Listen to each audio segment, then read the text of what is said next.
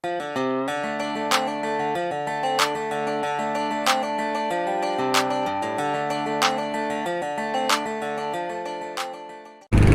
guys, good afternoon. Ngayon ay papunta tayo sa Boyet Tow Hitch. BYT yata to.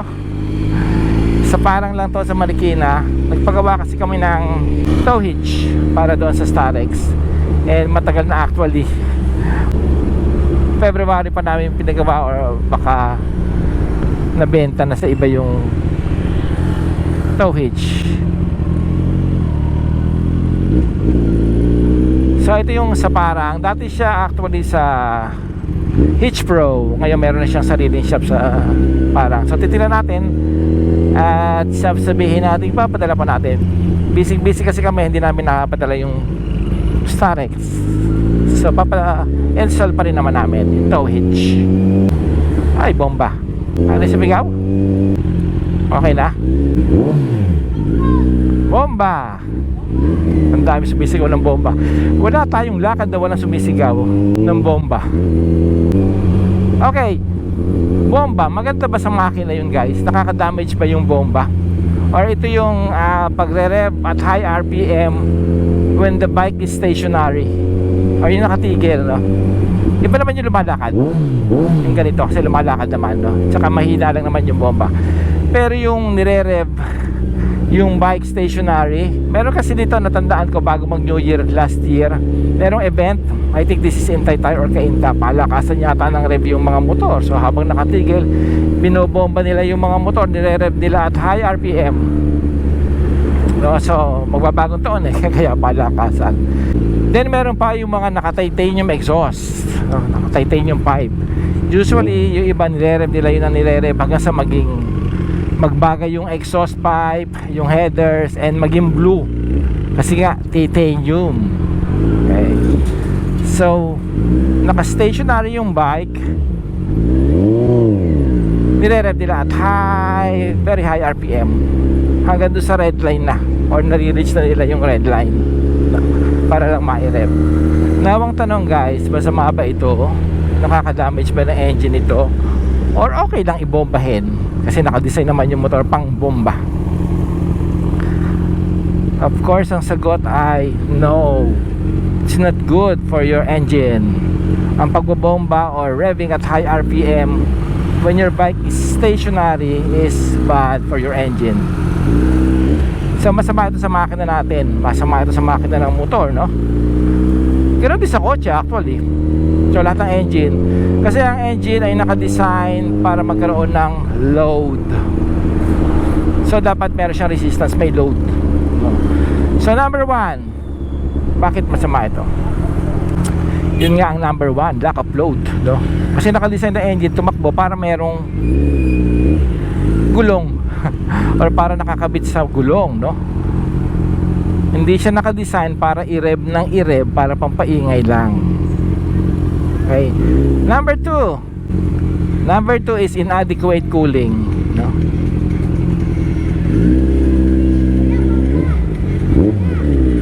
Oh, bomba na naman, no? Bomba. Number 2 is inadequate cooling. So kasi pagka naka-stationary yung motor, yung radiator naka-design yun para sumalubong ng hangin. So para ma-cool down yung radiator, same time ma-cool down yung engine, no? Kaya if you notice guys, doon sa mga dyno, may tinatapat silang parang blower doon sa motor para mamimik niya yung condition ng motor na tumatakbo. So hindi siya basta nakalagay lang sa dyno, dapat may, kasi dire-rev din yun I mean, hindi pala dire-rev, pinapatakbo yung makina, no? At high RPM, so dapat meron nakatapat na blower para yung radiator maku-cool down din. At the same time, syempre yung engine maku-cool down din. So kung i-rev nyo na stationary yung engine, high RPM, wala yung ganun. Wala yung dami sumisigaw ng bomba, no? Hindi maku-cool down yung engine. Number 3 is oil circulation, no? So itong mga motor na ito, especially yung mga 4 cylinder, no? So yung mga high performance engine, meron ito mga oil cooler. And then yung oil circulation, hindi siya nagsisirculate ng maayos kung naka-stationary yung motor. So nadadamage syempre. Yung oil, yun yung parang kumbaga sa katawan, yun yung dugo eh. So kung walang lack of oil, of course mabilis yung wear and tear ng isang makina. Number 4 is stress ang engine components. Syempre lack of cooling, lack of oil circulation, or mahina yung oil circulation. Syempre madadamage yung mga components ng engine, like yung mga valve, piston rings, bearings, crankshaft bearings, camshaft, lobes, valve stem, valve guide, lahat yun kasi dinadaanan ng oil and kailangan nila ng oil.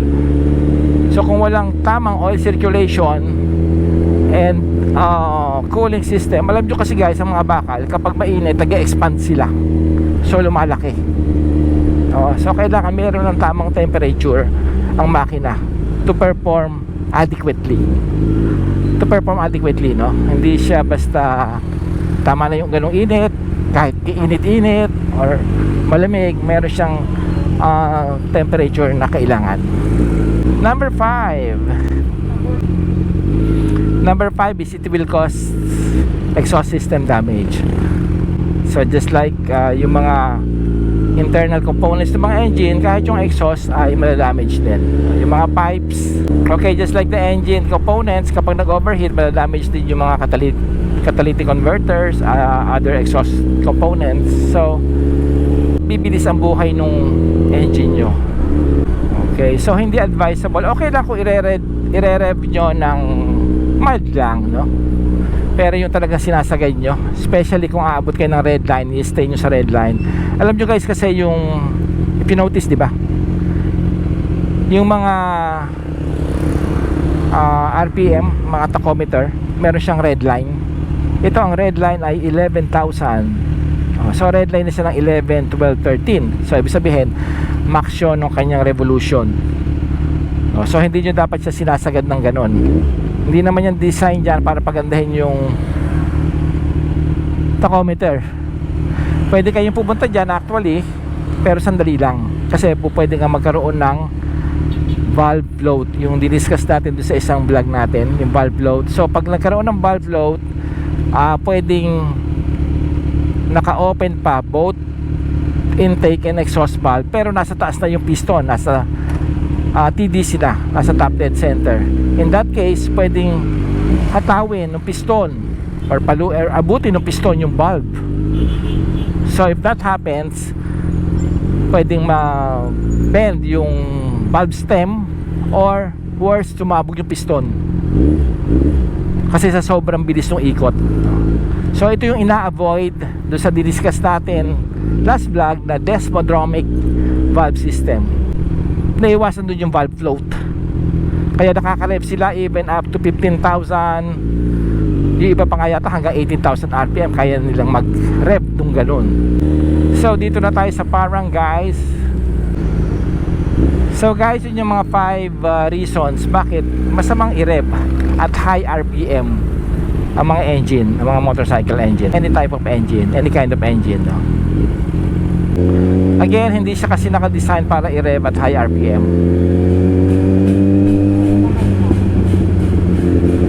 Dapat may load. Dito na yata, no?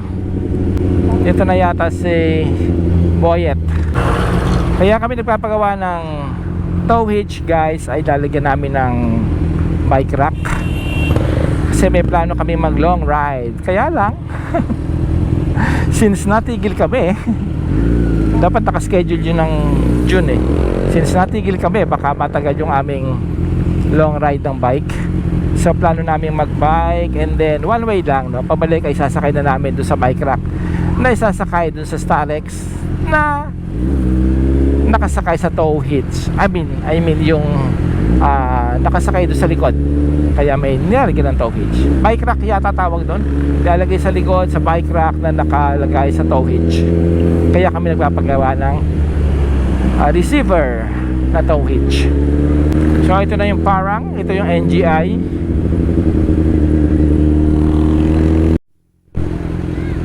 Naku, sarado sarado yata. Naku, sarado yata si Boyet. Okay lang yan. Halika natin sa 1. Ayan.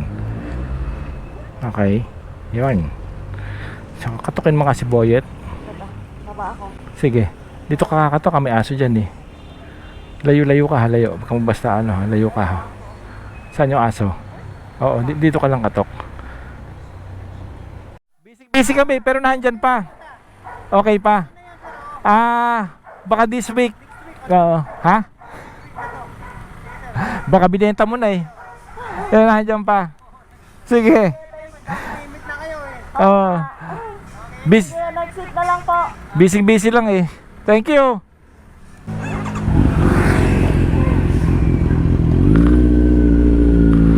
So, okay guys, pabalik na ulit kami. And okay naman. Andun pa yung tow hitch. Sana tayo?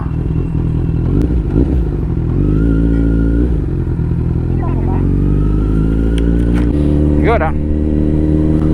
Dito na ba sa Balagtas? Yes, Balagtas na.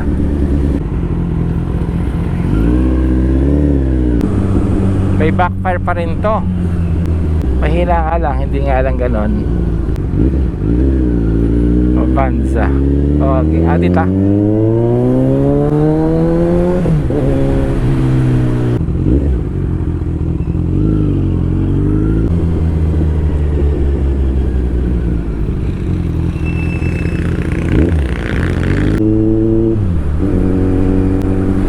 So guys, sa lahat ng tumapos ng video namin na ito, thank you so much. See you all again on our next video. Don't forget to subscribe. Thank you.